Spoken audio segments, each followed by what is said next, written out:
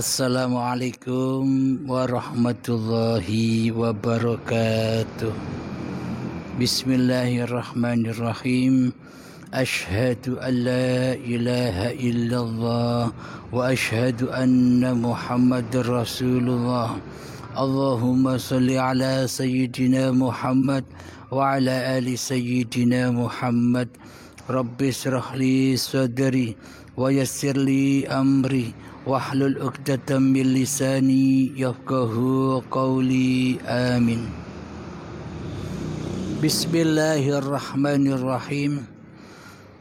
Salam hormatku, salam santunku buat saudara dan sahabatku tercinta di dalam maupun di luar negeri.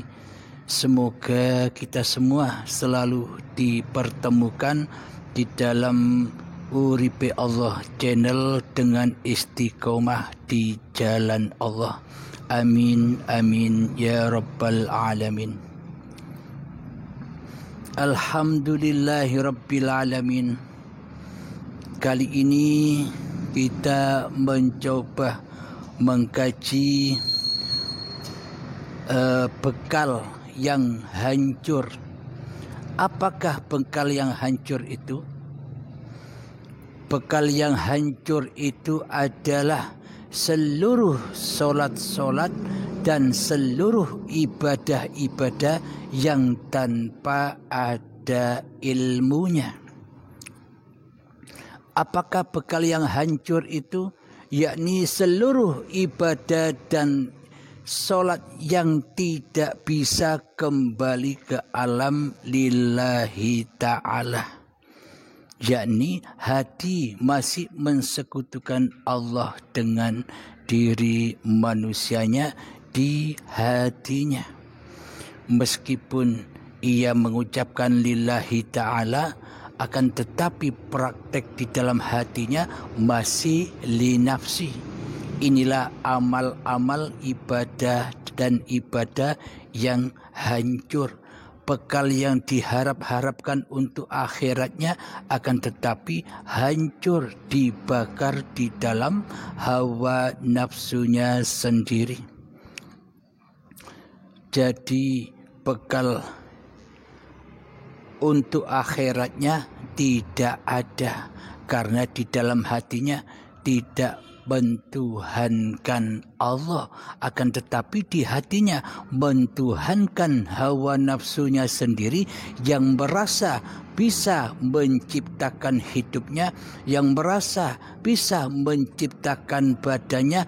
Otomatis seluruh amal ibadah dan solat-solatnya diakui atas ciptaan hawa nafsunya sendiri. Dan otomatis kembali di dalam hatinya li nafsi. Ini ibadahku, ini solatku, ini puasaku, ini zakatku, ini hajiku, ini perbuatan baikku, dan semuanya pasti diakui sebagai miliknya. Karena hidup dan badan sudah diakui sebagai miliknya, maka seluruh amalia badannya juga termasuk diakuinya. Inilah amal yang hancur.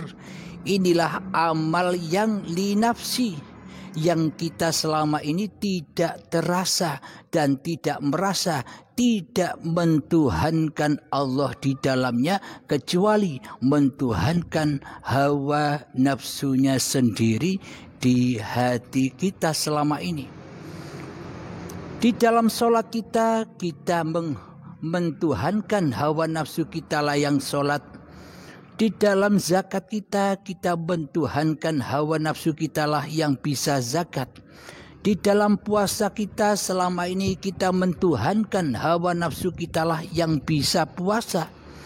Di dalam ibadah haji dan umroh, di situ juga mentuhankan hawa nafsu kita lah yang bisa pergi haji. Jadi semuanya masih linafsi. Masih jauh dari bekal yang abadi, bekal yang kekal, karena seluruh ibadah dan sholat yang kita lakukan kembalinya kepada yang hancur, kepada yang fana, yakni hawa nafsu kita lah yang selama ini menjadi Tuhan di dalamnya. Meskipun kita selama ini kelihatannya di sisi syariat, di sisi manusia, kita nyembah Allah di dalam sholat dan ibadah kita, akan tetapi coba cek di hati kita sendiri. Siapa yang nyata di hati kita? Siapa yang wujud di hati kita? Siapa yang berkuasa di hati kita? Yang ada di hati kita kan hawa nafsu kita sendiri, bukan Allah. Karena selama ini Allah kita goibkan. Bagaimana mungkin kita bisa menyembah Allah sementara Allah kita goibkan? Dan bagaimana mungkin kita bisa bertemu Allah sementara di dalam hati kita yang jadi Tuhan adalah diri kita sendiri selama ini? Jadi semua syariat-syariat yang kita lakukan hancur lebur, dimakan, dibakar oleh hawa nafsunya sendiri yang selama ini merasa bisa sholat, merasa bisa ibadah, merasa bisa ngaji, merasa bisa sholawatan. Dan Allah sebagai penguasa dan Allah sebagai Tuhan telah kita tiadakan di hati kita kuasanya, telah kita tiadakan di hati kita hidupnya. Bagaimana mungkin kita dikatakan nyembah Allah sementara di dalam hati kita selalu mensekutukan Allah di hati kita dengan diri kita sendiri. Sifat-sifat Allah sudah kita akui sebagai sifat diri kita. Nah, yang jadi Allah, yang jadi Tuhan selama ini ada atau Allah? Jika yang jadi Tuhan adalah Anda, jika yang merasa mengaku-ngaku bahwa hidup dan badan ini milik manusia Anda, berarti selama ini Allah telah engkau tiadakan. Allah engkau goibkan di hatimu, seolah-olah Allah itu bukan penguasa, seolah-olah Allah itu bukan pencipta. Diri kitalah yang merasa menjadi pencipta selama ini. Diri kita merasa sebagai pencipta solat-solat kita. Diri kita merasa sebagai pencipta ibadah-ibadah kita. Diri kita merasa sebagai pencipta amal kebaikan-kebaikan kita selama ini. Sementara Allah tiada, digoibkan. Allah dijadikan makhluk, hawa nafsu diri manusia kita menjadi khalik. Jadi ini iman dan akidah yang terbalik, tidak sesuai yang dituntunkan oleh Allah dan Muhammad Rasulullah. Jadi sudah jelas di dalam doa iftitah, inna sholati wa nusuki wa mahyaya wa mamati lillahi rabbil alamin.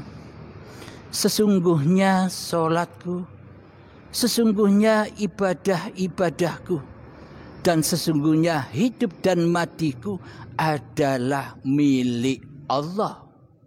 Nah, sementara selama ini di hati kita, siapa yang merasa memiliki sholat? Siapa yang merasa memiliki ibadah? Siapa yang merasa memiliki hidup dan badan ini?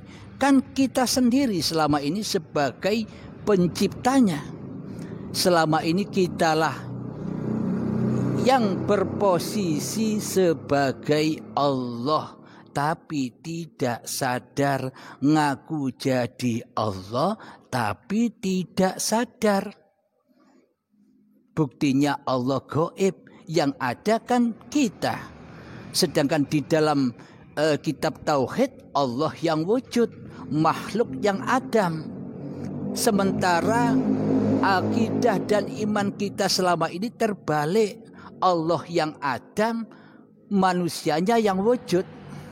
Nah, inilah Akhirnya seluruh amal ibadah dan sholatnya akan hancur, dibakar oleh hawa nafsunya sendiri. Sholatnya dimakan sendiri, ibadahnya dimakan sendiri. Maksudnya dimakan itu diaku-akui bahwa sholat ini sholatku, bahwa ibadah ini ibadahku. Sehingga tidak sampai persembahannya kepada Tuhannya. Karena Tuhannya, karena Allah selama ini ditiadakan, digoibkan di hatinya. Pada intinya ya tidak bertuhan, melainkan mentuhankan hawa nafsunya sendiri. Allah tidak memandang rupa dan hartamu.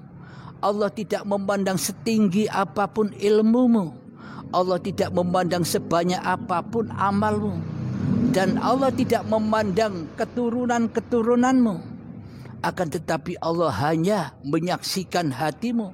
Di dalam hatimu itu yang jadi Tuhan Allah ataukah dirimu. Nah, itulah yang disaksikan oleh Allah.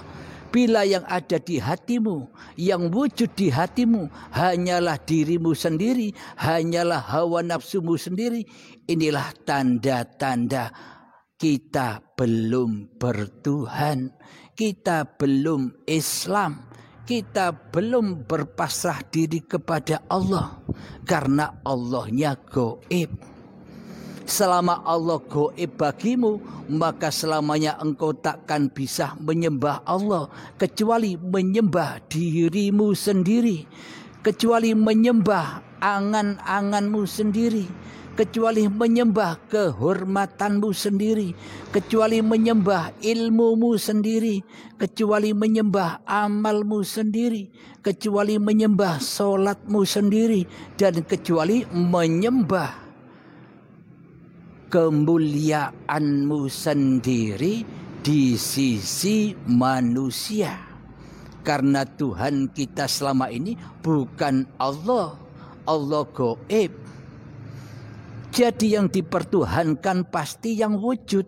Siapa yang wujud di hatimu? Siapa yang wujud di hati kita? Allahkah atau diri kita?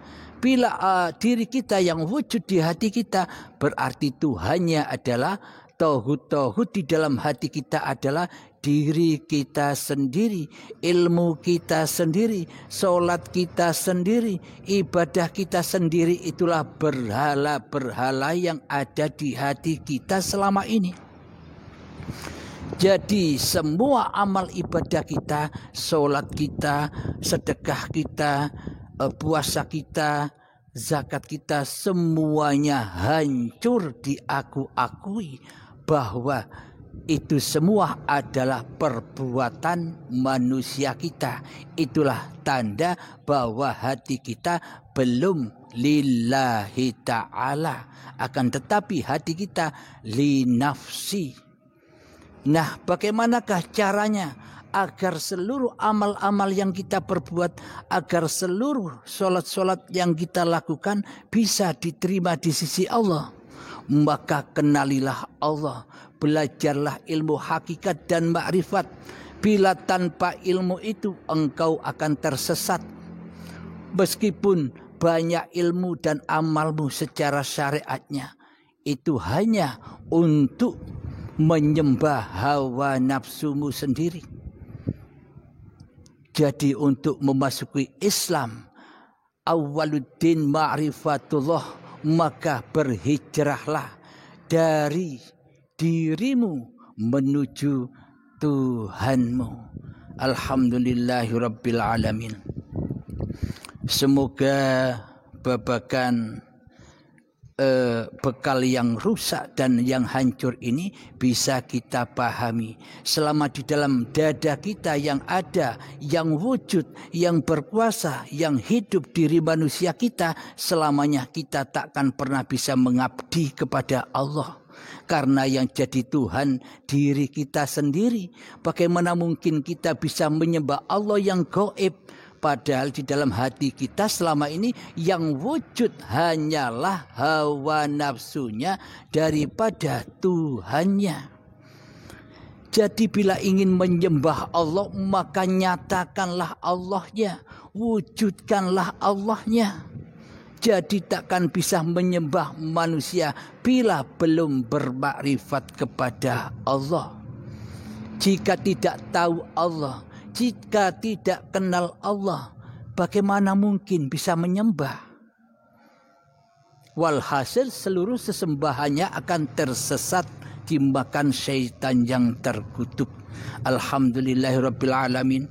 Semoga paparan yang berjudul Bekal yang Hancur ini bisa kita resapi, bisa kita dalami, sehingga kita bisa merubahnya dengan mengikuti Uripe Allah Channel di YouTube ini. Semoga kita selalu istiqomah di dalamnya.